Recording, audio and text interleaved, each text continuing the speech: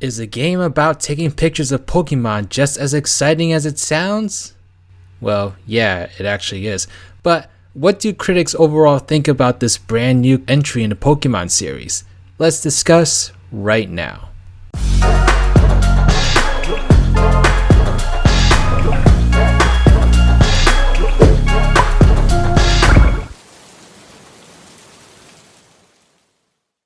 Hello there beautiful human, my name is RidersDX and welcome to my channel where today we're going to be taking a look at what critics have been saying about new Pokemon Snap, the long-awaited sequel to Pokemon Snap on the Nintendo 64, which came out 22 years ago, and so I guess it's about time for a sequel, you know? Leave it to Nintendo to wait decades literally between entries in this series, but yeah, this is a game that tons of people have been wanting to come back, and so once new Pokemon Snap was announced, it definitely shocked a lot of Nintendo fans, but for the good. And so what I'm doing in this video is I'm going to take a look at some reviews of the game, both positive and negative, and kind of pick out some specific details I found interesting because I got the game myself this past weekend. I put in a few hours into it, and so I feel like I have some semblance of an opinion and can comment on these things. And so yeah, this is coming from someone who has never touched the original Pokemon Snap, by the way, so I basically went into this game with completely new eyes. And so yeah, this was pretty exciting. So new Pokemon Snap currently has a Metacritic score of 80, so that's pretty good. A little bit lower for Nintendo in particular, but certainly not a terrible score. I decided to start off with a review that gave the game a flat 80 out of 100, and that was Nintendo Life. And so they definitely praised a lot of different aspects of the game. There's actually a few videos on their channel if you wanted to go check them out, but one thing that they really praised in this brand new title was the amount of things that you get to do within this game compared to the original. The original game, while still remarkable, was incredibly short, and that's another key area modernized in new Pokemon Snap. Stages are no longer linear one and done affairs, and neither are the Pokemon themselves. They squeeze so much out of what they have. Almost every single stage has a variant, such as a day version or a night version, and these are complete with Pokemon in different states or entirely new creatures exclusive to that variant. Then there's leveling system. Every single stage and variant has its own level, and the higher it goes, the more the Pokemon trust you. This essentially means you'll encounter new Pokemon in new situations the more you revisit levels. I can definitely attest to this. There's a lot for you to do in new Pokemon Snap. It's impressive for a game that's just about taking pictures of Pokemon, to be honest. One of the things that I thought was really smart about this game was that every Pokemon that you can take a picture of actually has 4 different things that you can take a picture of. So a picture of them just doing whatever, another picture of them eating perhaps, another picture of them doing something very strange and rare. And so basically the photos are multiplied by 4 in this game, and that's unlike the original from what I've gathered. And so there's a lot that you can do in this game. Nintendo Life was definitely correct in praising that because they basically squeezed just about everything they could out of such a simple concept, and I gotta say it's really smart and efficient actually. I will say sometimes it feels like the game's kind of padded out a little bit because of all the things that they can squeeze out of this concept, but I mean, it's all optional. You really don't have to keep going with it if you don't want to. It's really a game that is really motivated by your own interests. The next review that we're going to look at is something from the Washington Post, who gave the game a 70, so a little bit lower than Nintendo Life. And so they basically praised the game for providing what it promised, but they actually wish it provided more. New Pokemon Snap feels like a grind, even though it's short, and while the grind can be fun in many games, in this one it sometimes feels a little bit empty, at least until the next map is unlocked. On some visits to maps, I snapped 1-star, 2-star, and even 4-star images of a new Pokemon, but I could only select one of those to be included in my photo decks album, meaning if I wanted to work towards completing the page, I would need to return to that map again. This is definitely something I can attest to. It's a little bit annoying how when you take multiple pictures of Pokemon in different poses, and they all could be pictures added to your photo decks, you could only add one of them at a time, and so you have to go back to the environment, hope you get lucky, and take another picture of that same exact pose to get it added to your photo decks. And I don't know, it just seems like another cheap tactic in terms of padding the game out, and certainly not necessary at all. And these are aspects of the game that make it feel like that grind that this review mentioned, and so that's why I wanted to include this, because I thought it was a pretty interesting comment. It's not something that really ruins the experience. I mean, the game is fun, and so I don't particularly mind going back to levels and taking those pictures again, but it's definitely something that I didn't feel was necessary.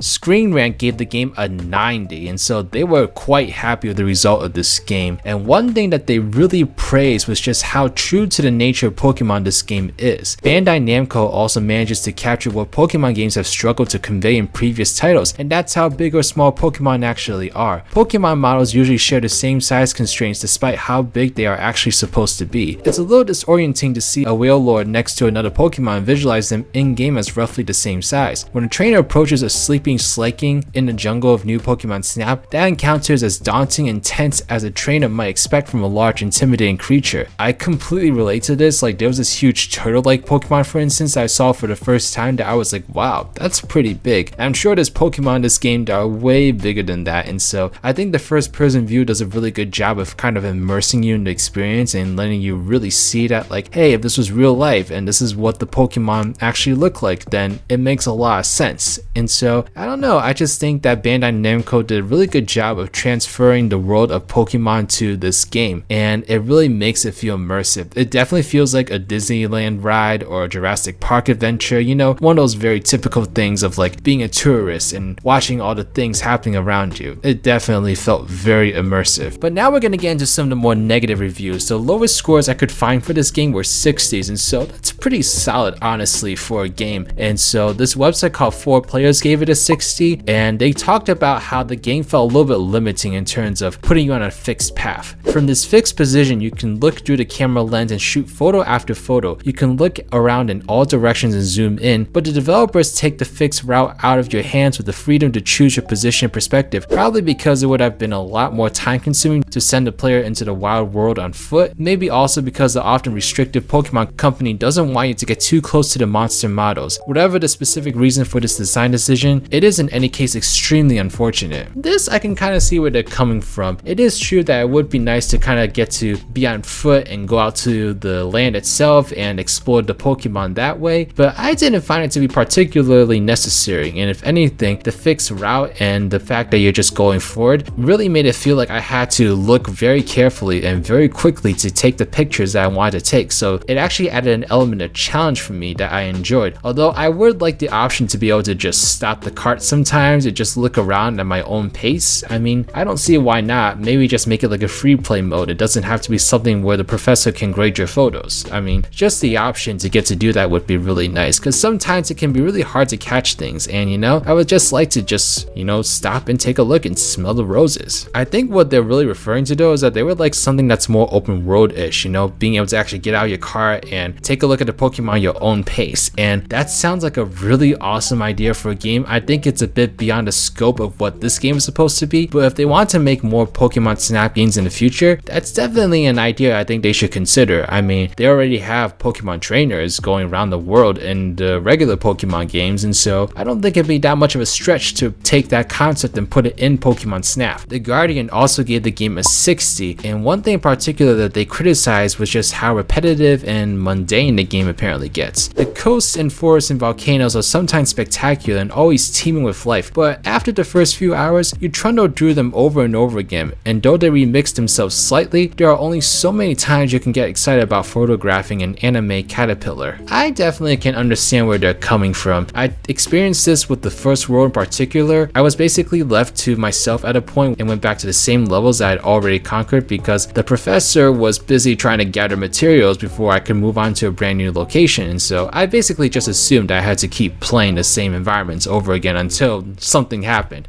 and that's basically what the case was. And so not something I particularly minded, but at the same time it definitely was starting to get a little bit stale in terms of going through the same locations over and over again. And so I think if they just made it so that you could get to the newer locations sooner and then go back to previous ones at your own pace, then it wouldn't be as bad. Although if I'm being honest, I do like the game, but I don't see myself playing it for too long. It's just not the game that I would typically be into that much. I will definitely say it's very enjoyable and definitely something I'm glad I bought and played, but I do imagine it becoming a little bit more mundane and repetitive and just not something that's necessarily for me long term. However, I'm sure there's a lot of people that this game would appeal to and a lot of people that would happily play this game for hours and hours on end, and so there's definitely already people that have done that, so maybe I'm just not the target audience here. And that's about as negative as the reviews got, honestly, and so I'm going to close out this video with a review that gave the game 100. So basically they said the game was perfect, and they had a very sentimental message at the end actually that I want to share, and this came from EGM. Maybe it's because I haven't really gone outside in over a year, let alone spend any quality time in nature, but new Pokemon Snap feels like a genuine respite. And when I hear people say that video games help them relax, I honestly have no idea what they're talking about. Most games I play are stressful and full of burdens like looting and side quests. There's a constant pressure to keep up with whatever the game wants me to do. And yes, new Pokemon Snap has that kind of stuff, but almost all of it is optional. It doesn't want you to feel like photographing Pokemon is your job. It wants you to take in the sights and enjoy the ride. And this is definitely something I'll praise the game for. It has its missions and it has its quests that you could take on if you want to have that classic video game experience, but it really doesn't demand anything out of you. You're basically free to do what you want to do for the most part, aside from some tutorial missions in the first couple hours of the game. And so I honestly think that this game is the perfect game for people that maybe they aren't that into video games, but they kind of want to start playing video games. I think this is something that, like, hey, if you want just a relaxing thing to go into and enjoy some Pokemon, then definitely check this game out. Who I am going into this game is a somewhat casual Pokemon fan. I was a fan of the anime when I was a kid, and I did see Detective Pikachu, but I've actually never bought and played a Pokemon game before this, besides like Pokemon Go. I mean, everyone played that game. And so this was definitely a very interesting way for me to get introduced into the Pokemon video game franchise. But I really dug it because for me, it allowed me to take a look at a bunch of these Pokemon, immediately make some favorites for myself, and just help me get immersed in the world, which was really great because I think one of the things about Pokemon and the reason that I haven't really tried it at this point is because it just seems like such an intimidating franchise and there's just so much to it and I just don't know where to start. That's the thing, you know? It's kind of like a hefty RPG that's like 40 hours long. I just don't really want to get into it because I don't know if I have the time or the energy to basically brief myself on the entire world in that way. And so new Pokemon Snap feels like a really nice entry point for me in particular because it basically just introduces me to the world of Pokemon. You know, it lets me see a lot of these Pokemon in their natural habitats.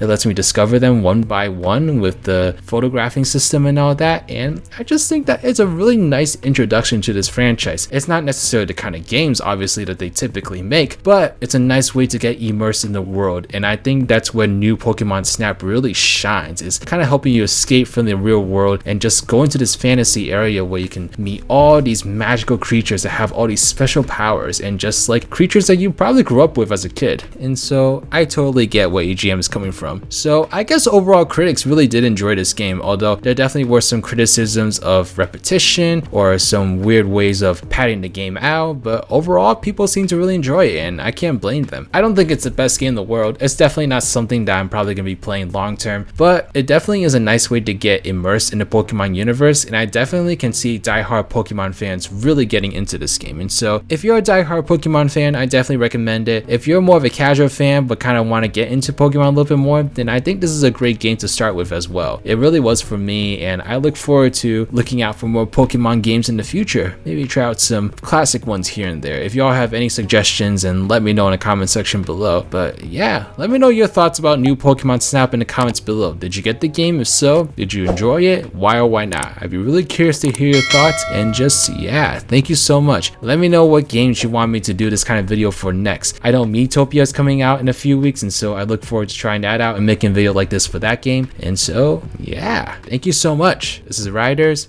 riding out. Thank you so much for watching this video. Special shout out to The Nerd Corner, Killer Lemurs, Kadeo Hojima, Team Rival Sign Gamers, Johnny Hinton Ortiz, Time Bender, Trash Q, Abraham Muner, and Mass Muner. These are my patrons / YouTube members. If you'd like to become a patron or YouTube member, get access to a whole bunch of different perks, then please check out the links in the description box below. But alright, this is Riders, riding out.